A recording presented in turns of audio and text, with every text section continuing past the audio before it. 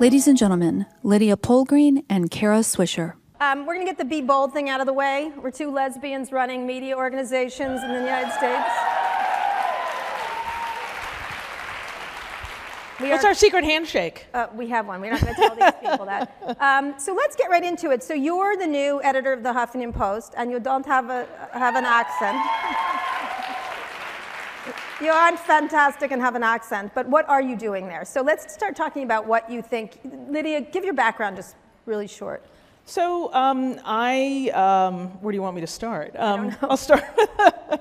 I was a journalist at the New York Times for almost 15 years, and the New York Times is an extraordinarily fabulous journalistic institution. I was a foreign correspondent. I worked in Africa. I worked in Asia. I covered the conflict in Darfur, Congo.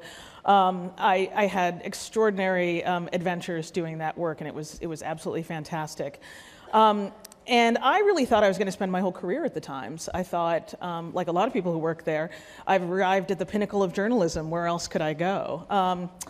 But I noticed that things were changing in the country, that there was an increasing polarization, not a political polarization between left and right or Republicans and Democrats, but really between people who felt like they had a stake in the current political, economic, and social power arrangements, and those who fundamentally felt left out. And institutions like the New York Times, I think, do a great job of serving a curious, wealthy, well-educated elite audience. And I was really thinking, who's out there making a fantastic journalistic product for people who nobody really thinks about when they make these products? And there are people who are making journalism for the less well-educated, as our president likes to call them. There are people who are making products for people who are called low-information voters. The problem is the people making those products are Fox News and Breitbart. So I think a lot about what it means to have an inclusive, empathic news organization that really thinks not writing about people who feel left out, but really writing for them, trying to understand who is that person who voted for Obama in 2012 and then voted for Trump in 2016? Mm-hmm. And how do we create journalism that really speaks to their deep sense of frustration in the way that the world is going? You can't ignore it. So not listicles, right? That's what you said, right? So, not listicles. When you're thinking about this, because right now journalism is under some bit of siege by the White House, pretty much. And it reminds a little bit of Nixon, or Spiro Agnew, which was the nattering nabobs of negativism, if you remember. But this seems a little more extreme, what's happening. How do you look at yourself as a media, how do you look at it as a news organization now? Because I know Recode, we've gone pretty strongly voicey, very opinionated. We obviously still do the reporting. How do you look at journalism now in this environment? Because it has a lot of tools to fight back, and it seems like journalists feel a lot more emboldened now rather than just access journalism and stuff like that. So how do you look at the new, and even the New York Times, seems to have lost its mind a little bit, which is great, which is kind of great, because they've been so staid, and now they seem like they're really crusading. Talk a little bit about how you look at the news business, and is it under siege the way journalists think it is? Well, it's very convenient for Donald Trump to say that the media is the opposition. Mm-hmm. He is a master at creating boogeymen that actually don't exist, because he's trying to distract everyone from the real story, which is that there is not broad popular support for the agenda that he and his compadres in the Republican Party are trying to enact. Is that like bad hombres? But it's the politer version. Okay, it's the more diverse. Okay. And so I think that our mission is really twofold, and in some ways it's no different than it's ever been. Number one is to hold power to account, and I feel that as journalism has become a more and more elite profession, and this happened post-Watergate. Remember, journalism used to be a blue-collar profession. It was people who hadn't gone to college, who came from working class backgrounds. As journalism has become an elite profession, we've lost touch with the fact that we don't actually We shouldn't be hobnobbing with the people, the powerful people. So good stories don't come from briefing rooms. They don't come from handouts. I mean, sure, it's great that we can get the inside scoop of what's going on in the White House, but I'm much more interested in a very aggressive Freedom of Information Act based reportorial digging than I am in finding out, with all due respect to the New York Times, whether or not the staff can figure out where the light switch is in the cabinet room. I mean, I'd love to read those stories. That was not a critically important story. It was a hugely critically important story. Right. But what's great is that the New York Times is there doing that. Right. And that frees all of us up to do something different. So they've got the Yeah. I mean, don't get me wrong, I love that story. They've got bathrobe gate all covered. They've got bathrobe. But the great Wasn't thing. that fascinating? Is I've never had a bathrobe, and then 90 pictures of Trump in a bathrobe show up. That was my favorite, except some of them were disturbing on lots of levels. So meaning that you want to delve more into the idea of what? Well, I think that it's two things. One is the full brunt of investigative journalism brought to bear on all institutions of power. And I would say that includes not only the Republican Party and the White House and all of the cabinets, but it also includes the Democratic Party. It includes big charitable organizations. It includes corporate power. And so I think that it's extremely important that that's our posture, which is if you're powerful, we're here to mess with you. We're here to figure out what you're up to and tell stories that you don't want told. But there's another side to it. That's the old journalism, which is that's the old journalism. Afflict the comfortable, comfort the afflicted. Absolutely. But there's another side to it, which is, I think, having a really deep and empathic way of telling stories of people who are affected by power. And I think that is where we need some real innovation. And we need to do far more listening and far less lecturing. Journalism, thanks to technology, has been transformed from a telling profession to a listening profession. And we have so many better ways to listen now. And we really need to be out there listening, both digitally, in person, in every possible way that we can. Because the idea that we're going to hand down our stories like tablets from the mountain, I think that's just over. People have been empowered. We've been disintermediated. And thank goodness, not a moment too soon. So talk about that idea of what journalism is now, because, there's obviously during this election, there's the controversy over fake news, which now that word has gotten so badly mangled at this point. I like to call it just hoaxes, pretty much. Yep. How do you look at, when you're thinking about delivering news, because you've been at the New York Times, which is a very traditional media, although very fast forward as they can be on digital stuff, how do you look at how you are going to do that? Because a company like Facebook, I've been giving Facebook a really hard time over their role as a news distributor, and I feel they're a media company, they consider themselves a technology company, they keep calling themselves a platform, and as if they have no responsibility, and yet they have enormous responsibility over what people see, the same as all the other social media.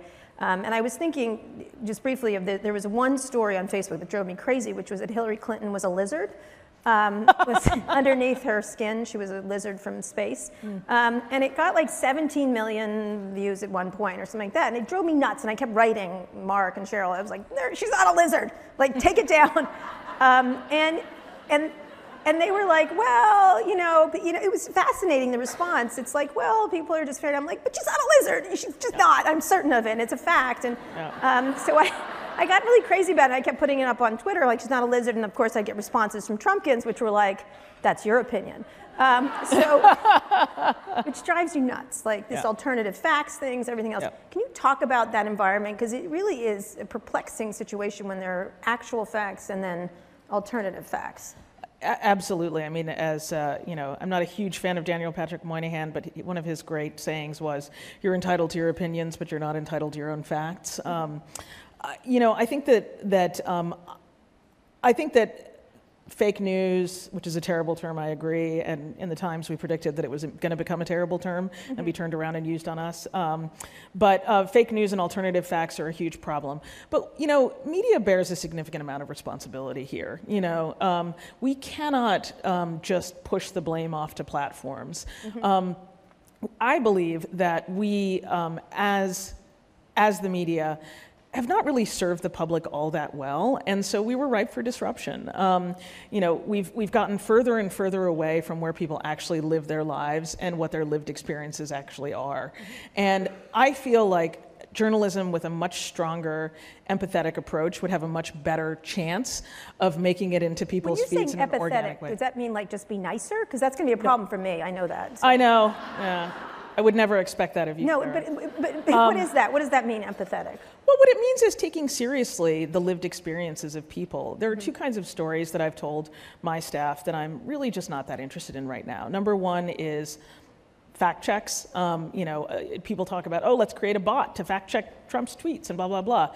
If facts were at the core of what was happening in this election, there's no way that Trump would have won, right? I mean, fact checking to me is just a useless tool in your toolkit. Huh. Now, that's not to say that facts aren't important, right. But fact checking alone and just like, see, I told you so, and this is what, I feel like that just gets you no traction. And the other thing that I really feel is not effective is, sort of wonky voiced explanatory reporting. Mm-hmm. I'm going to sit down and explain to you why, despite, you think that things are economically so bad for you, but actually it's 4.8% unemployment, which is much lower than when Obama came into office.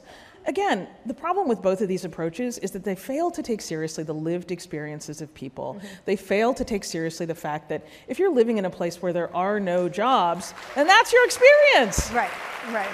There was some great journalism by James Fallows of The Atlantic ahead of the election. He has a little single-engine Cessna that he flies around the country with his wife, and went around to all these little towns. And one of the most striking things that he found in this work was that there is an overall impression that things are going badly in the country. But when you probe people about the situation in their own community, and he went to places where there's been huge, influx of Muslim immigrants in Michigan. He went to places where there have been huge job losses due to globalization and technological change. But people unequivocally said that the situation in their own communities was getting better. So it's the classic, I hate Congress, but I love my congressman. And I think that media writ large bears a significant amount of the responsibility for creating and allowing this narrative to exist that things are going terribly in this country, for allowing ourselves to be manipulated into, letting people who have an agenda onto our airwaves and into our pages. And I think we need to be much more real about the fact that, yes, globalization has taken a terrible toll on the lives of many, many people, and it's been incredibly uneven in how it's divided up the goodies. Technological transformation was supposed to make the pie bigger for everybody. Instead, we have, basically a group of people who've kind of detached from the rest of the earth and are taking the vast majority of wealth with them. Those are very real things. They're going to Mars. They're going to Mars with Ellen, right? And New Zealand. Right. But I think those are very real things, and we can't pretend that they're not real. And if you're going to sit there and say, well, actually, the unemployment rate is blah, blah, blah, you're just not taking seriously the way that people actually experience their lives.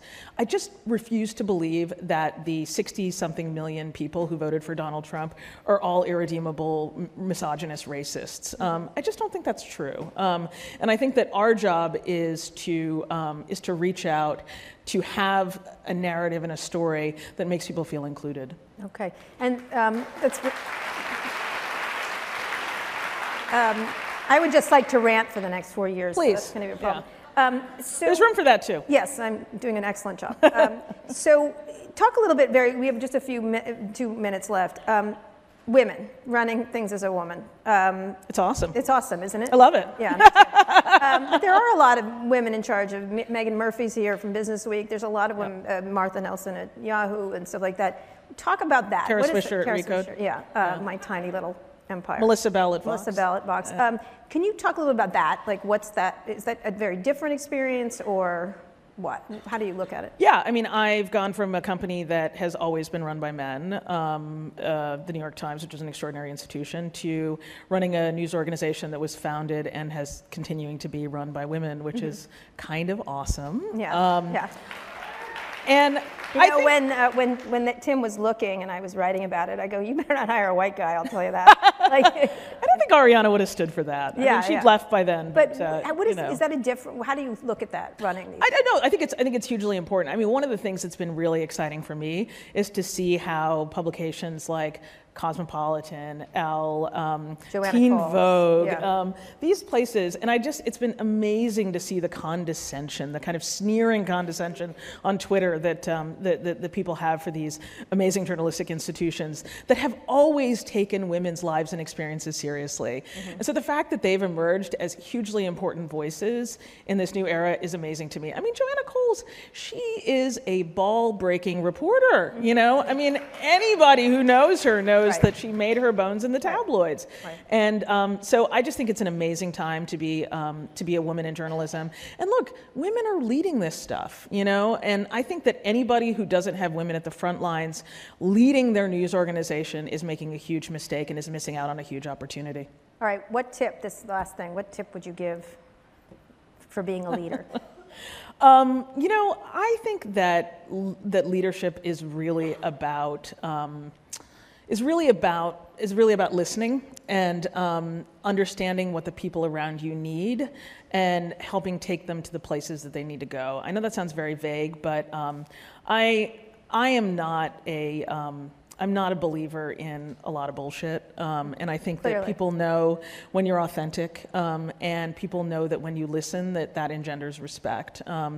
Leadership is not given, it's earned, and so being an empathetic, and you'll notice I use that word a lot, being an empathetic listener, I think is at the absolute core of being a real leader. Great. Lydia Polgreen. Thank you.